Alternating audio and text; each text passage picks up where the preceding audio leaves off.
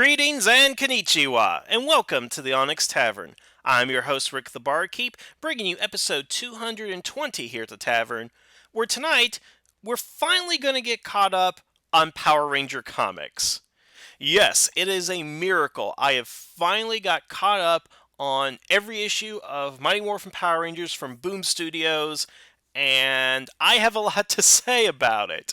So, tonight we're going to go ahead and talk about Shattered Grid, Beyond the Grid, Soul of the Dragon, and just general little comic things here and there because believe it or not, I have a lot of opinions on this. Primarily as a Power Ranger fan, but also somebody who is essentially new to comics.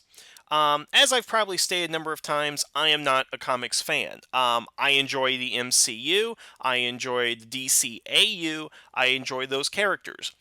But reading comics was something I was never into, even as a kid. I think my first comic ever was a mid '90s Green Lantern anthology comic. I never got into it. My brother was really big into comics.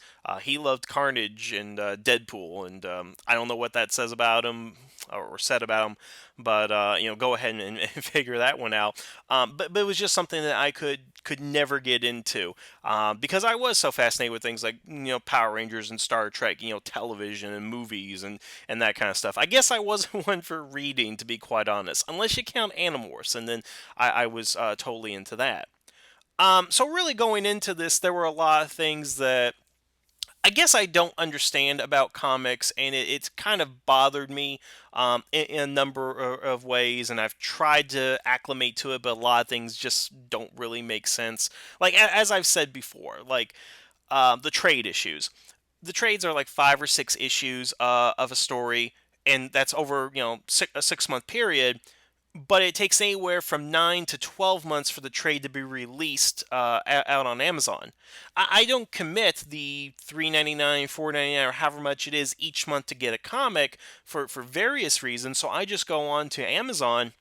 I pre-order the trade, but basically I'm getting trades that are already a year out of date that people already have caught up on with the stories, and I'm so far behind. I'm trying to avoid spoilers. I'm not trying to talk about it and stuff, but unfortunately things do happen, and a lot of things in the comics have been spoiled for me just because of the way I choose to read the comics, which seems extremely inconvenient for people who can't afford. Because, like, again, if it's like $5 a comic, am I going to go ahead and spend 30 some dollars over a 6 month period for these comics?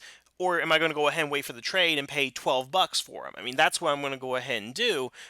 So it just seems like a very inconvenient kind of thing. What's also inconvenient is the fact that, there are multiple series of comics out there. Right now, the two ongoing ones are Mighty Morphin Power Rangers and Go-Go Power Rangers. Now, I have no real interest to read Go-Go Power Rangers. It mainly stems from the Mighty Morphin overexposure that I feel is happening in the media.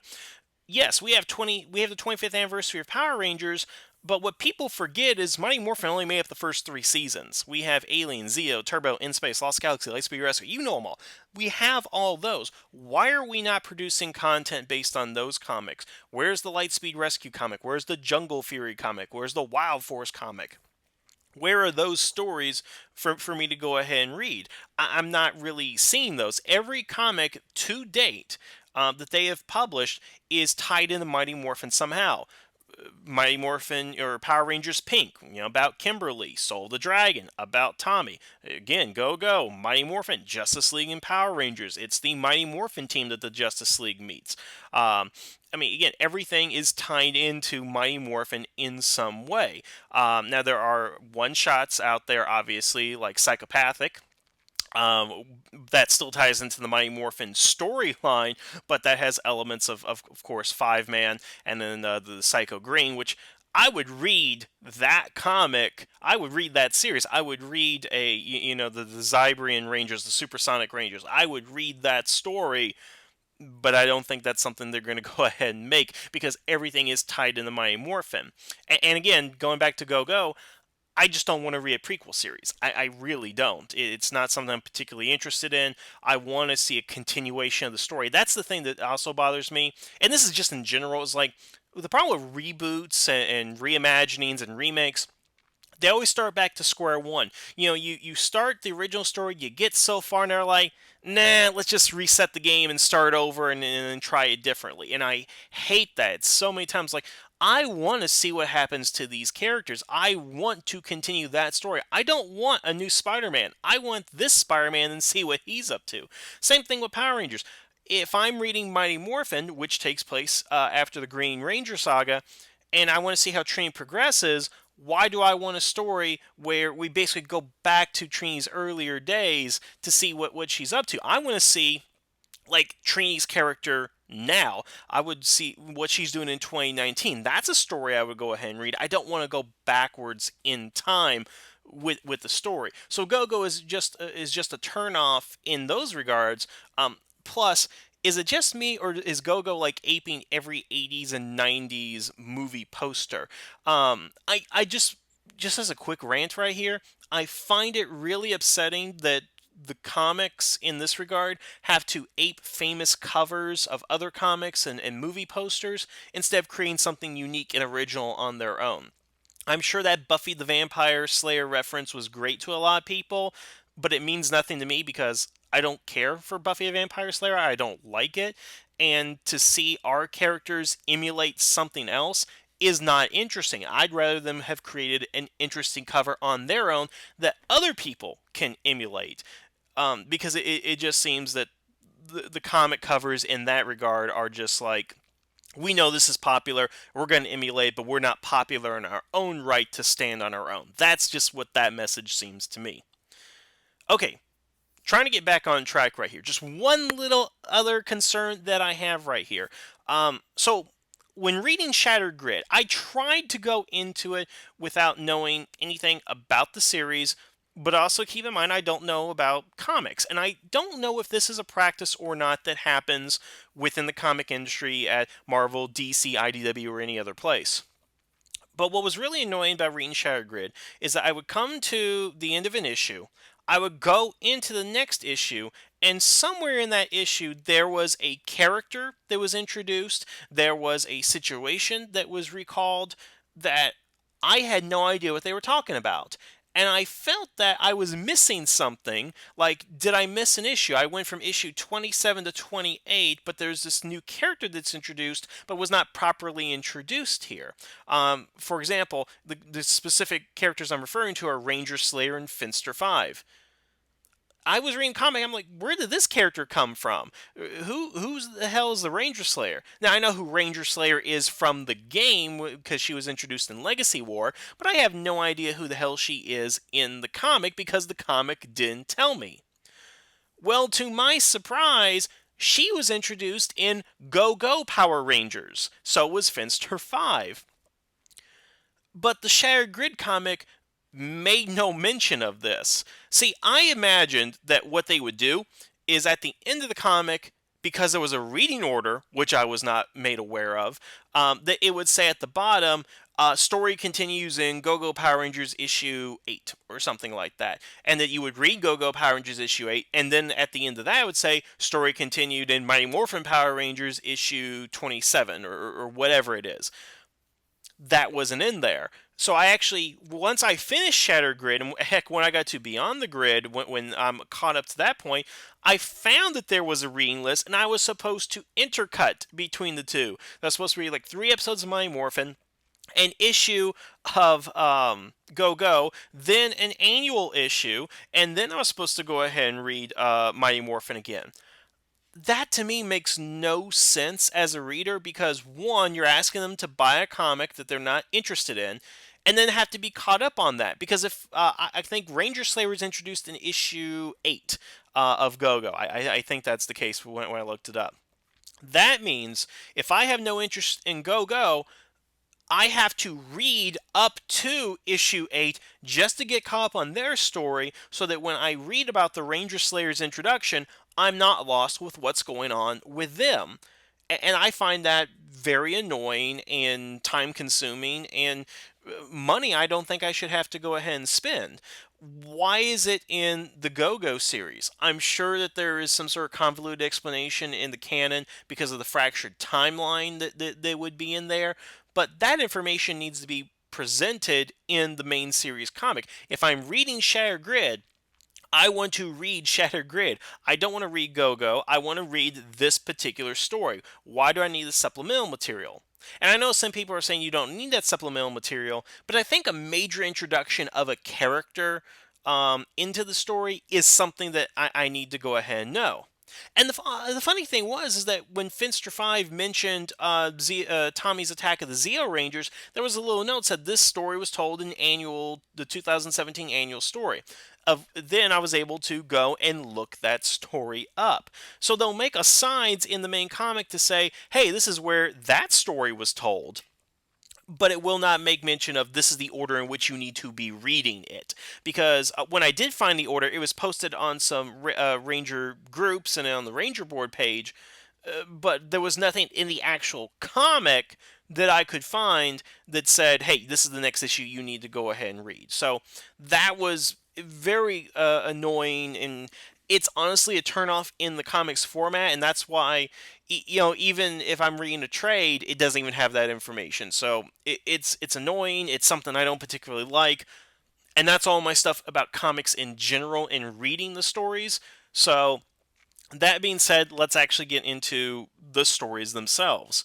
Um, First of all, as far as Shattered Grid is concerned, um, it was good, but it wasn't great. And that's kind of the bigger issue here is that,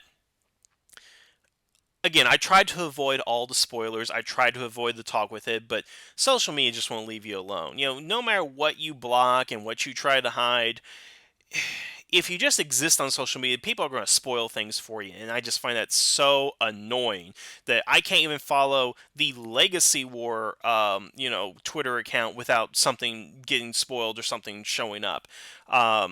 But unfortunately, that's the world we live in, and I'm waiting for somebody to figure out a solution to that. But because of all that, not only did I know things are actually going to happen in the story because people were posting them, but it was so hyped up as like the greatest Power Ranger thing ever. Wow, a crossover that's better than Forever Red. That's how I heard one person basically describe it. All these Rangers are together and all that stuff.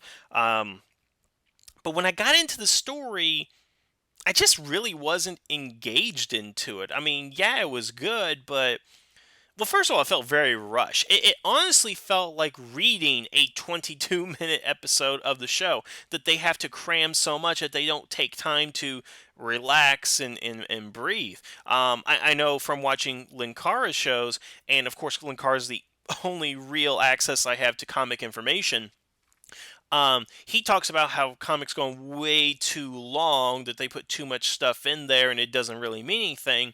The problem with the Shattered Grid story in particular, and really there was no issue up until Shattered Grid. I mean, once we got Shattered Grid, this is I think where the problem set in, is that everything is just so rushed that within all these issues you have all this stuff happening, but there's no time to sit and breathe and see what's going on and enjoy the story. I mean, good case in point right here. There is a part, and I don't know which issue it's in. I mean, I read these all together, so I don't know where one issue starts and one issue ends. But there's a point in the story where they send out a distress beacon and bring all the Rangers from multiple parts in their own timeline, which is interesting because it's their timeline, but it's been shared into like pocket, puzzle reality in a way. It's very similar to the episode Shattered from Star Trek Voyager, where it's the same timeline, but different parts of the ship are different points in that particular timeline, which I thought was kind of clever because even though Mighty Morphin, this comic is set in the modern day, if Power Rangers happened today, then, that means like Time Force doesn't happen in 2001, it happens in 2035 or something like that. So I found that particularly interesting. But they bring all these Rangers together, and you get that wide shot of, the Mystic Force Rangers, the Wild Force Rangers, the Fanfic Rangers, and all those guys that show up.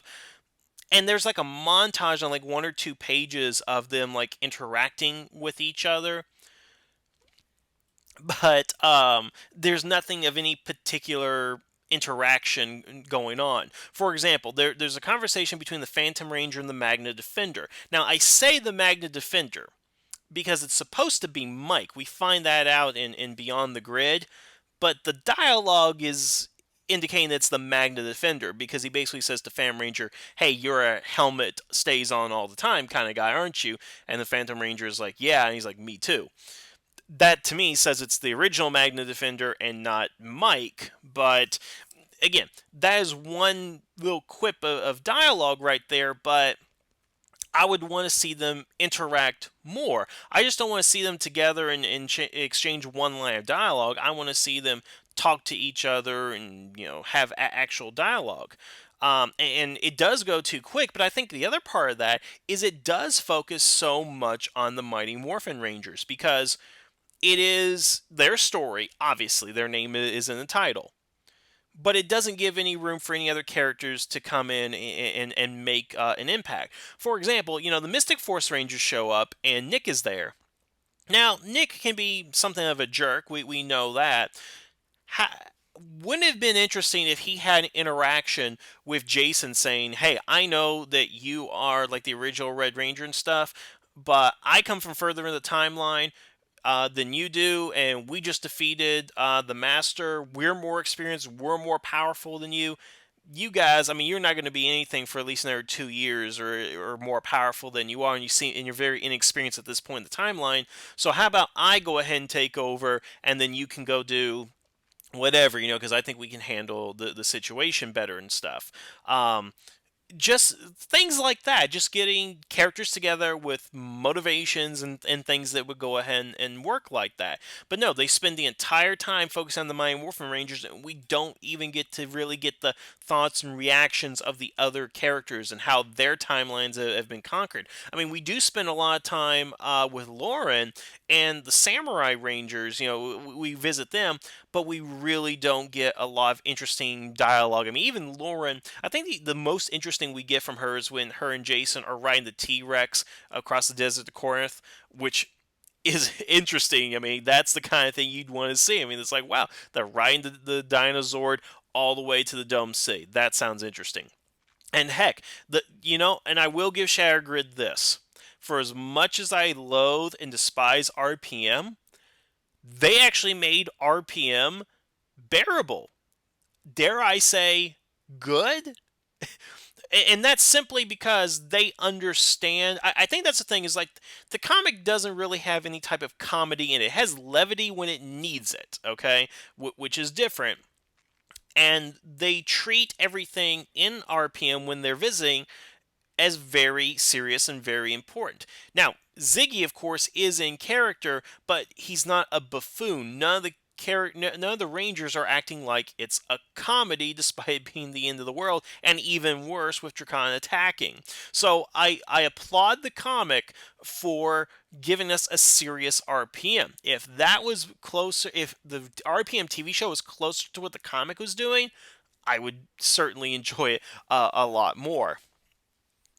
But what I'm just saying is that I felt it was rushing too much, that there wasn't a lot of interaction with the different characters, and frankly, stuff with the Mighty Morphin Rangers at this particular point has become dull and kind of uninteresting. Now, I'm guessing maybe if I am reading Go Go Power Rangers, I will find it more interesting, but at some point, like some characters have just disappeared into the background. Like honestly, there was a lot kind of going on with like Trini and Billy and all that within the before Shadow Grid. But as soon as Shadow Grid hits, like Trini becomes like a non-factor. Billy's like barely involved in all that, and it really seems to be focusing more on Jason, more on Tommy and Kimberly, which I guess they're that holy trinity of Power Rangers, and that you have the leader, the cool Six Ranger, and the main girl, as opposed to my holy trinity, which is Zach, Trini, and Jason, the ones who had left the show. But you guys get my point. Yeah, I was underwhelmed by it. Maybe because it was the hype, everybody it brought up. It just wasn't. I wasn't particularly interested. Mainly because another main issue is like the villain itself. Now, I've been wanting to talk about Drakon for a long time, and I hope I'm pronouncing his name right. I can never pronounce names right. This is why I can't learn Japanese. Okay, this is why I'm so bad at Japanese. Um, the problem with Drakon is when you get right down to it, he's just the evil Green Ranger again. He's an evil version of Tommy, and we'll get to Soul the Dragon here shortly and all that. But to me, I'm just not interested in an evil version of Tommy. And what the only thing really makes this Tommy different than Prime Tommy, and I mean like in the television show or even the one in the comic, is that when they break Rhea's spell, the turning point is when he chooses to flee the Rangers and join up with Rita on his own accord. That he doesn't decide to fight against Rita, but to join her. Now, that in itself is an interesting concept. What would a world be like where Tommy did join Rita, or the spell was never broken, or anything like that? And that is interesting. But honestly, reading about this character and reading the story of Shattered Grid, I'm I'm just not invested. I just can't get interested in an evil version of Tommy. And a lot of that has to do with, again, the overexposure of Tommy as a character. I'm tired of reading about Tommy and the Mighty Morphin Rangers, and this was like to the umpteenth degree, because I thought that, I mean, it's really weird. The series started with it being, hey, the Green Ranger's trying to adapt right here. He's trying to, get in good with the team. They don't particularly trust him. And then we have an invasion by the Black Dragon, who happens to be from another dimension, which is ruled by an evil Tommy. Then we get into that whole thing. Then we defeat him. Then it's about cleaning up Rita's mess and finding Finster and do we trust, Grace or not. And then you think you're done with it. You're moving on to this more interesting story about trust. Zordon, is he a good leader and all that? And suddenly, boom, we're right back into evil Tommy stuff, and he's the impetus for this whole thing. And I was not interested in that because evil Tommy to me is just not an interesting character. And honestly, like, okay, so the whole Norman Rockwell thing, where he wants to be worshipped, he wants to be appreciated as a savior and all that, I get that. That's an interesting motivation for the character, but it definitely needs to be refined to make me care about this character. Because frankly, Drakon, he is a tragic character, and that's mainly because we know who Tommy is as a person. I firmly believe that Drakon is the same Tommy we know. He's just been twisted in a different shape. And of course, that good that is Tommy, that has endured through Power Rangers, that is part of his character, is still in there somewhere, of course. But I just how we got there and what he is, because he does seem power hungry. He seems maniacal. He really does seem one dimensional villain.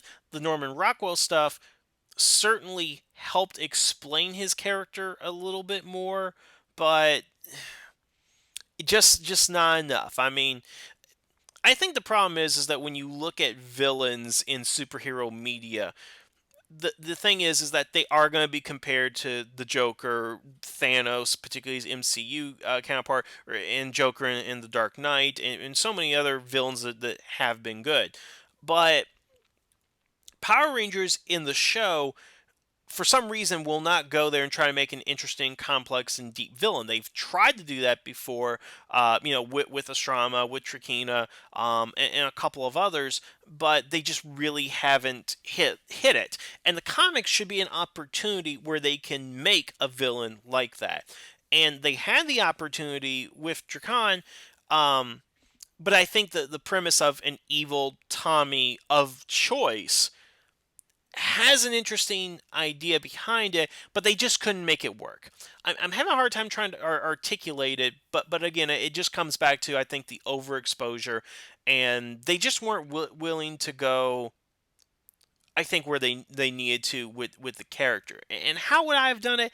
I'm not entirely sure. I don't think I would have done an evil version of Tommy, but you know And again, I keep bringing this character up, and I've had people ask me, "Who the hell are you talking about?" I was like, I'm talking about Tom Oliver, the Green Ranger the Tommy clone that went back to the 1700s and essentially started Tommy's entire lineage. I mean, bringing that character back might be a little bit more interesting, because he started evil, became good, and then you have to do dimension traveling, which frankly I wasn't too interested in the world of the coin list. Like I really wish they hadn't resorted to interdimensional traveling within the first like 5 or 6 episodes or 5 or 6 issues of Mighty Morphin Power Rangers. I really wish it was just, Tommy from the past. He's survived somehow and now he's trying to wreak revenge or something. That to me would have been a lot more interesting. But dimension hopping, it's like,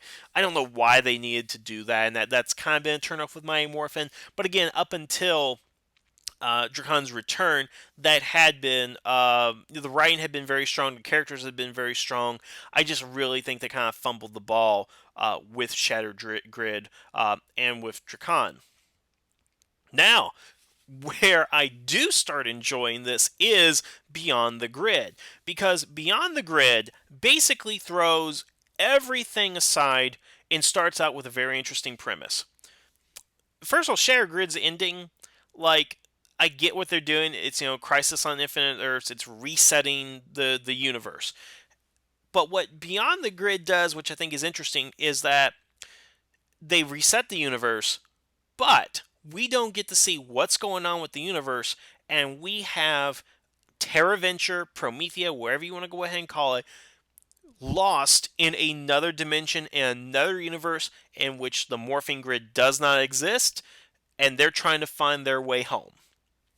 That is an awesome story. That is the Power Rangers Lost in Space that everybody kept getting confused about when we were kids, that they couldn't get the title right. That's the story I want. And the thing is, it's not even the Mighty Morphin Power Rangers. It's an assortment of Rangers. It's a Zeo Ranger, a Ninja Storm Ranger, a Galaxy Ranger, Space Ranger, a Dino Charge Ranger, and yes, one Mighty Morphin Ranger, but she's the only one. And that's the Ranger Slayer, who is a different version of Kimberly, who was a previously evil character. I love that. And then they're on a ship with other Rangers who don't have their powers, along with Grace, who's a character that they've had issues trusting in the past. They have no Zords except for Grace's Zord, which is not even connected to the Morphing Grid. I think it's called a Mechazord. I forget the official name to it. And they're trying to find home. There is no life that they can detect, and the only life they do find wants to kill them at every turn. And then we have the Solar Ranger, who's introduced within the series to have a piece of the morphing grid on her. I mean, it's just so many good things. And what I found out, and I don't usually read who is the writer of these particular things. I just kind of read them and I go along and see what happens. But I really went back and I tried to get some information for this episode, and turns out that Beyond the Grid is done by a completely different writer than we've had Shattered Grid in before. Kyle Higgins was the writer on Shattered Grid, and first of all, somebody's got to explain to me what his deal is with Finster, because I can't figure that one out. I haven't found any information on it, but in any case, this new writer, whose name I should have written down, and I'm blanking on, she's doing a really good job right now. I really like where this story is going. There is mystery, there is suspense, there are new characters, there are characters who you would not think would be together that are together, and it's really good. I'm really enjoying it.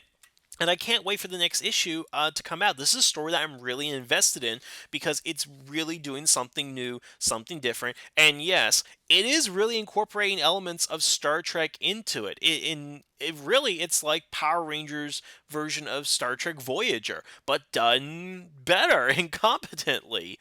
Um, but I will say this: there are a couple of issues that I do have with it that I hope they'll kind of rectify. Like what's interesting is that according to the comic, they've only been in this other dimension, this other universe for only a month, and we don't get a lot of time to kind of see how that's affecting everybody. It's affecting our main leads, but I just kind of wish like the 30 days thing wasn't done in such a compressed space that I wish it wasn't that they're running out of fuel and stuff or anything. I wish it was that they have full fuel, they have plenty of food and energy, and they can keep going. Like their projections are that the Terra Venture can run for another 200 years, and that they'll be just fine. That there's a chance this could be a generational ship, as opposed to a we're all going to be dead within another couple of months kind of thing. That's a thing that I didn't particularly like. Obviously, it's like a ticking clock, and situation gets more desperate. But that's something I wish was more drawn out. Also, the story hints that there are other Rangers or that are on Terra Venture but don't have their powers. And I reread the story and I'm still a little confused on the reason why. But again, it's kind of like so. Like Grace is in charge for some reason. I guess it's because it's her ship. But Mia and Tyler are both on the ship as well, but they don't have their powers. And you would think that Tyler, being a Red Ranger, would not necessarily assert his control as a leader, but he would kind of step up to it. Heck, but Corone even factors into it. And man, Corone and Andros, and again, what I like is from a different timeline. He's from a time where she's still Astrama, probably as a cyborg. Yeah, because it would have to be cyborg Astronema at that point. And then Corone's from the Galaxy time when she took over for Kendricks. So it's like for two different periods. So I mean, it's really cool how they did that. But I wish there was more interaction with the non-powered Rangers on the ship. I wish I knew who was on the ship. I wish there was an official manifest, because it also sounds like there are Prometheus staff members on there, but that's not made clear. Again, the only ones that are mentioned by dialogue are Tyler and Mia. It would have also been nice to explain how um, uh, I'm blanking on the name. Our Dark Ranger, Heckle. It would be nice to figure out how Heckle became the Dark Ranger. Like that to me sounds like a story worth telling. Because again, as I said, it's a separate continuity from the TV series, and of course in TV series he never became the Dark Ranger. That was something that was never in there. And again, the series was supposed to be the Talon Ranger. But some sort of flashback or explaining how in this timeline this happened and he became the Dark Ranger and that changed, that's something I would have definitely liked to have seen, to give a little bit more background, because of course the comic is written from the perspective that you've seen Power Rangers. This is a comic written for Power Ranger fans, not necessarily people who are new to the franchise. So when they talk about Cam and Heckle and Mike, I mean, heck, Mike says I've been dead before, which is not technically true. I'll point that out, but it's assuming that you saw Redemption Day and you know what the heck is going on with that particular character. So again, from that perspective. I just wish there was more backstory into these characters. And I do want to talk about the Solar Ranger because, I mean, here's the thing. I think the comic, everybody's had a different definition of what a ranger is. Heck, I was on a Facebook post the other day where somebody was trying to persuade me to believe that the Fear Cats are technically Power Rangers because they have like a morphed, upgraded form and so forth. And I didn't necessarily buy it because first of all, I think that the Fear Cats are more akin to cyborgs. I think that's how it was in Bokanger, and that's the implication I got from Operation Overdrive. But what the comic does, and this is the way I'm starting to think about it now as far as what Ranger is, because people are like, well, you gotta wear spandex, you have to morph, you have to have a helmet, yada yada yada. Mask Rider is not a Ranger, but Magna Defender is, but okay. And of course, you don't have Ranger in your name, and yada yada and so forth. But what the comic is basically making clear is that what makes a Ranger is that your powers come from the morphing grid, and what makes a Megazord is it's powered by the morphing grid. And I think that's the kind of the simplest information, because honestly, if we do look at the history of Power Rangers, particularly at Evil Rangers, I don't think there is an Evil Ranger team, with the exception of the Dark Rangers, because they were funneling the Green Ranger's powers at that point. that gets its power from the morphing grid. Certainly, the Psycho Rangers do not. The Mighty Morphin Mutants, the Mutant Rangers, they do not. I think they've been completely separate, especially with our knowledge of the morphing grid, how it's changed, over the decades.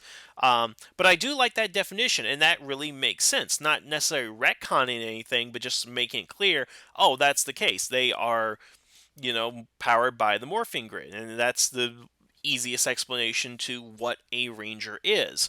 So I like how they come up with that explanation, and of course, that helps introduce the Solar Ranger in that she carries a piece of the morphing grid with her and allows her to go ahead and become this Solar Ranger.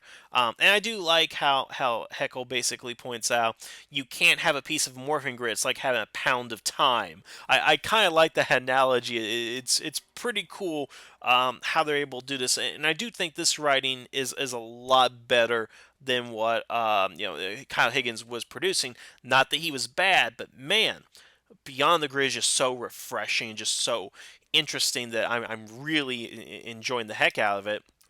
Um, but I'm really hoping that they give the Solar Ranger a team here in the near future, because I don't like the idea of a single Ranger like that. Like, to me, you have to be part of a team. That's kind of the package deal.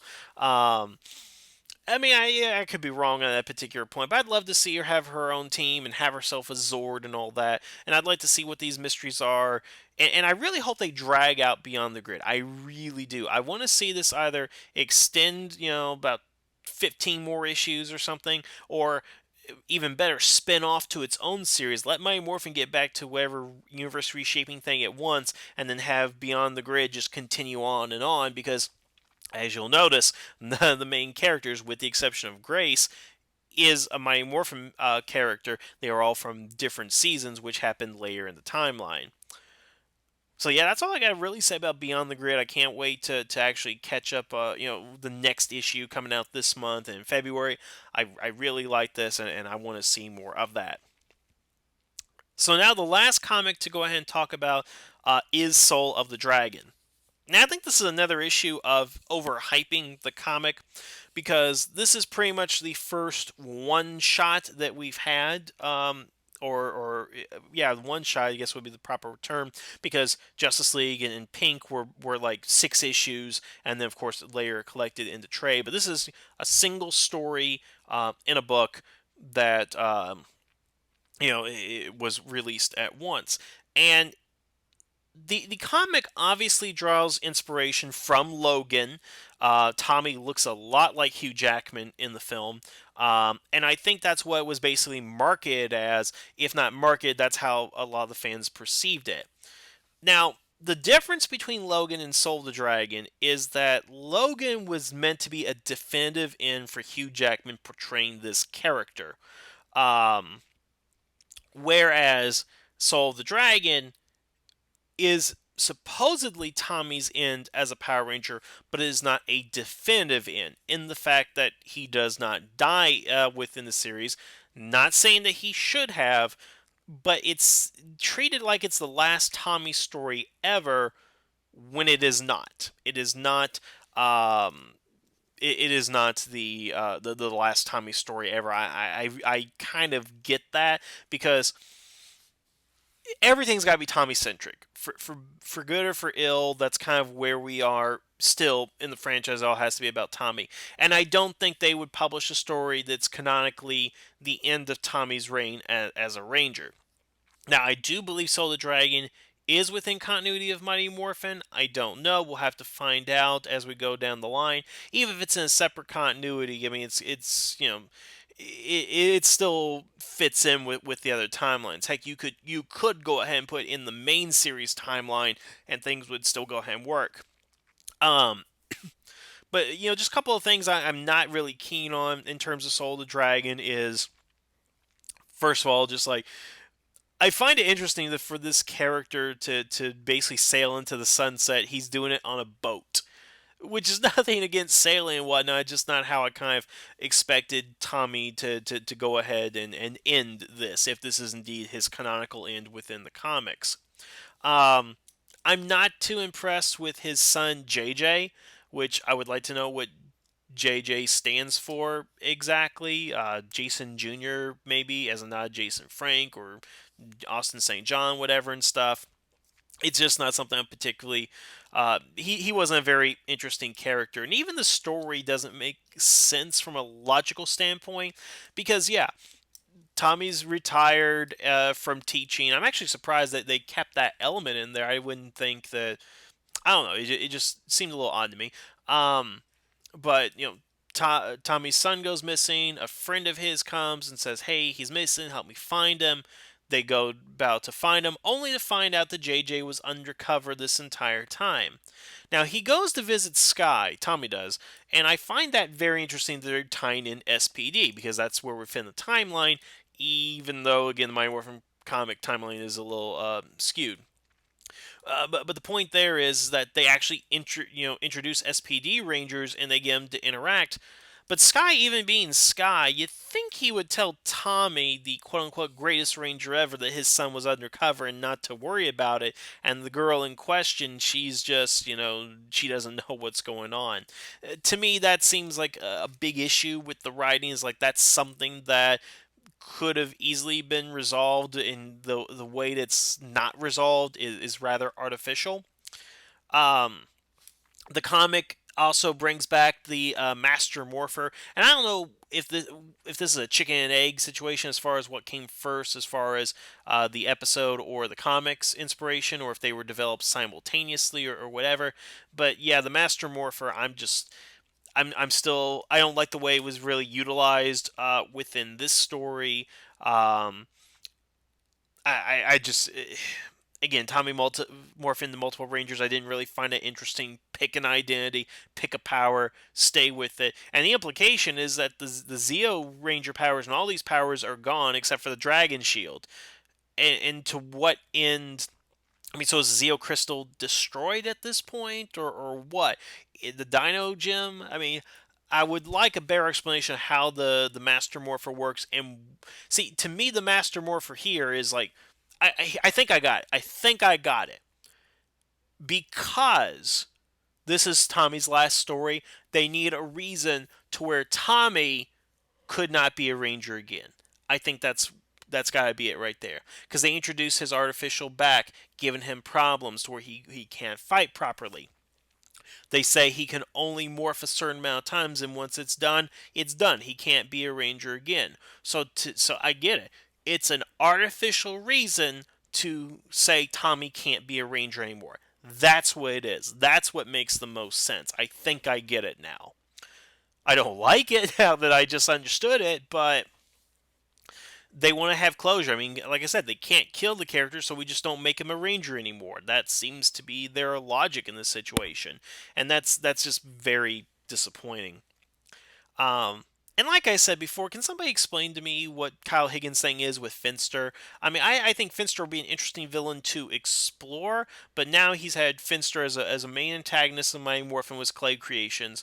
They had Finster 5, and now Finster is Tommy's dear friend that he looks up in the future. Because honestly, I thought he was going to go look up Billy or somebody that he knew, but no, looks up Finster. And again, I don't have a problem with it. I'm just confused by it. So if anybody has an answer to that, please post in down in the comments below. Um, but yeah, as far as Soul Dragon, it's nowhere near as good as I thought it would be.